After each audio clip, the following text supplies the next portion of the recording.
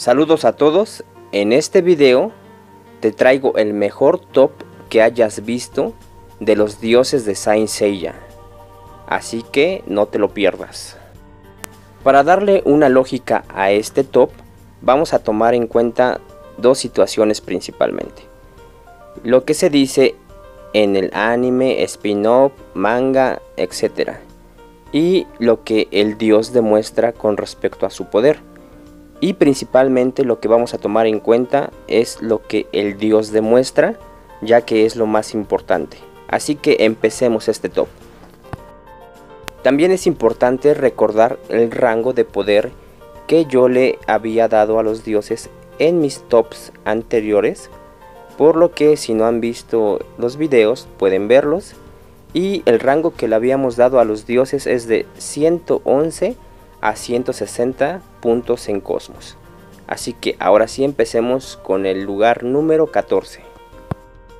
Con ustedes en el lugar número 14, entre los dioses de Saint Seiya, tenemos a Marte de Saint Seiya Omega. Si recordamos, Marte fue derrotado, por decirlo de alguna forma, fácilmente por Kouga, y bastaba con un solo caballero de oro para darle batalla.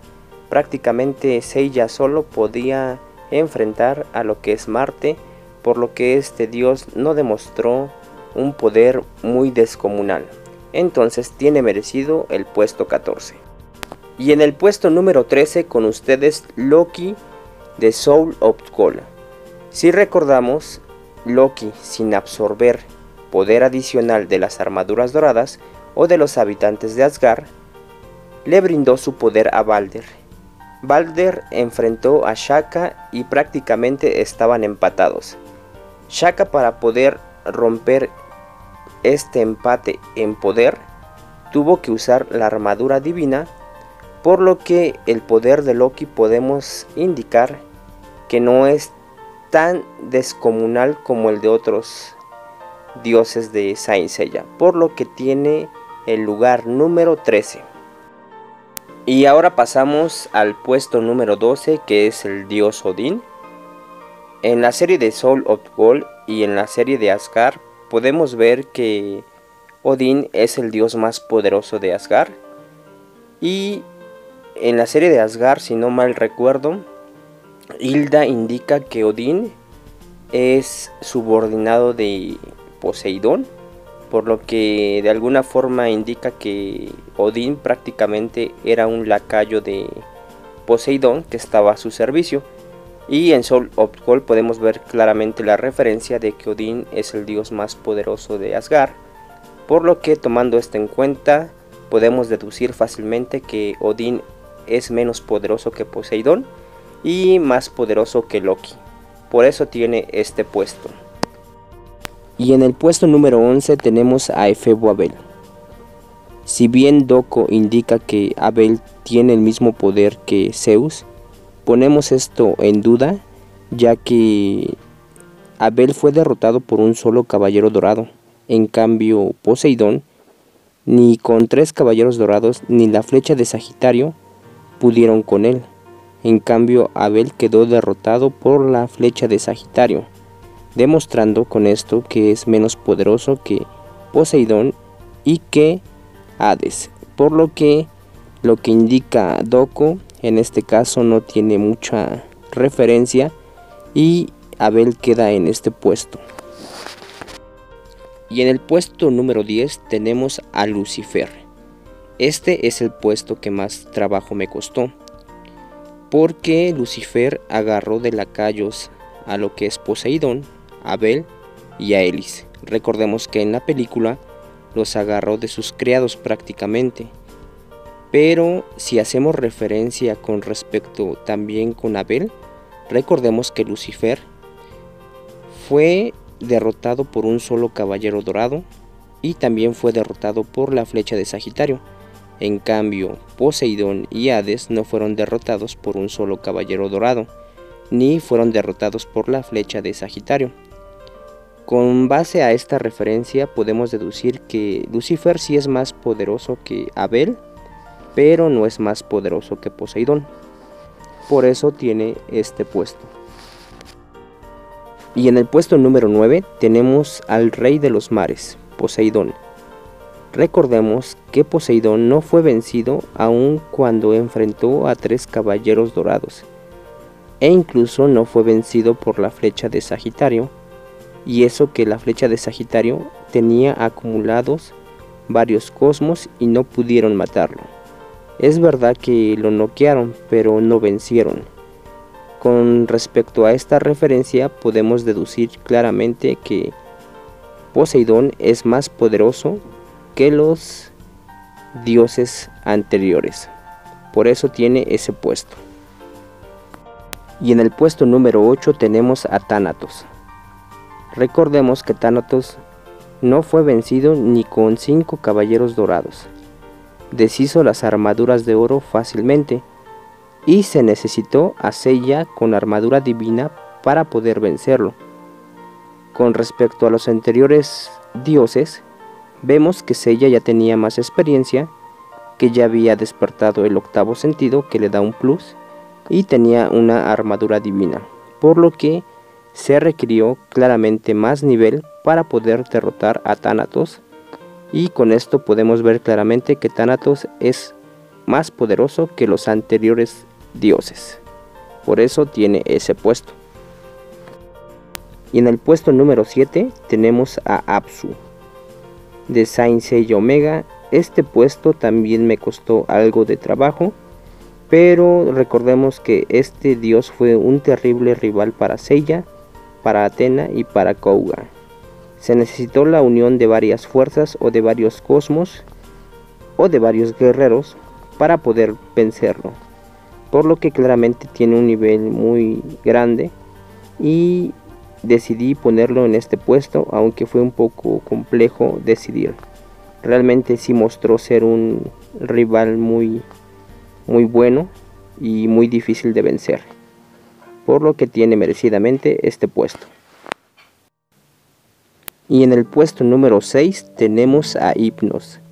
Recordemos que Hypnos enfrentó a 4 caballeros con armadura divina, y para poder derrotarlo se requirió de la unión de Shiryu, Shun y Yoga con armaduras divinas. Claramente su nivel es mayor al de Tánatos, y me parece sin duda que también su nivel es mayor al de Apsu. Por eso claramente tiene este puesto. Y en el quinto puesto tenemos al consentido de varios, Hades-sama. Recordemos que Hades-sama enfrentó a 5 caballeros con armadura divina, de igual forma 5 caballeros que ya habían despertado el octavo sentido, que tenían más experiencia en batalla, y además también enfrentó directamente a Athena. Realmente los trató como un trapo viejo a todos, y al final todos unieron su poder, y al final Athena lo vence con el báculo. Realmente Hades demostró un poder muy grande. De los anteriores creo que ya se diferencia mucho de lo que es el nivel, por lo que Hades tiene este puesto. Y se preguntarán quién puede ser más poderoso que Hades-sama. En este caso puse en cuarto lugar a lo que es Apolo, y aunque no me queda muy claro el nivel de su poder, puede ser que sea más poderoso que Hades, ya que se enfrentó a un Seiya que dominaba más el séptimo sentido, a un Seiya que ya había despertado el octavo sentido y que había derrotado a varios dioses. Ni Seiya más la unión de Athena pudieron derrotarlo, según lo que yo entendí en el final de Overture. Por eso me parece que Apolo demostró un gran nivel, y de acuerdo a lo que entiendo de Overture, les perdonó la vida a los humanos. Por eso tiene este puesto. ¿Y quién podría estar en el tercer lugar? En este caso es Zeus. Y aunque aún no aparece en Saint Seiya, Zeus es el rey de los dioses olímpicos. Según la mitología, derrotó a su padre Cronos. Aunque aún no lo vemos en Saint Seiya, es fácil deducir que sería el rival más temible de los dioses olímpicos. Esta imagen que vemos este Zeus según un boceto de Masami Kurumada. Entonces, si en algún momento Zeus aparece, creo que sería el puesto número 3 de lo que veríamos en el universo de Saint Seiya. Así que tiene este puesto número 3. ¿Y quién podría ser más poderoso que Zeus? En este caso puse en segundo lugar a Saturno. Saturno es el dios romano del tiempo. En Saint Seiya Omega se requirió del Omega a toda su capacidad para poderle hacerle frente. Se unieron cientos de cosmos y aún así no fue derrotado. Fue espectacular esa última batalla donde todo el ejército de Atena unió su cosmos. Prácticamente le hicieron la Genkidama de Saint Seiya y aún así no fue derrotado. Realmente mostró un nivel muy superior a todo lo visto anteriormente. Por lo que en este caso considero que tiene el segundo lugar. Y se preguntarán quién puede estar en primer lugar. En este caso creo que sería Cronos de Next Dimension. Y aunque aún no lo hemos visto físicamente o en acción, creo que si llega a presentarse este dios, sería el poder absoluto, omnipotente, omnipresente, el que domina espacio-tiempo a su antojo, realmente una deidad monstruosa que está más allá de cualquier poder. Y aunque en Saint Seiya se puede hacer todo, o puede pasar todo, y según la mitología Zeus venció a su padre Cronos, considero que aún así este nivel de poder es inalcanzable. Veremos si en algún momento podemos ver que Kurumada se anime a ponerlo en acción, y en ese momento veremos el gran nivel de su poder.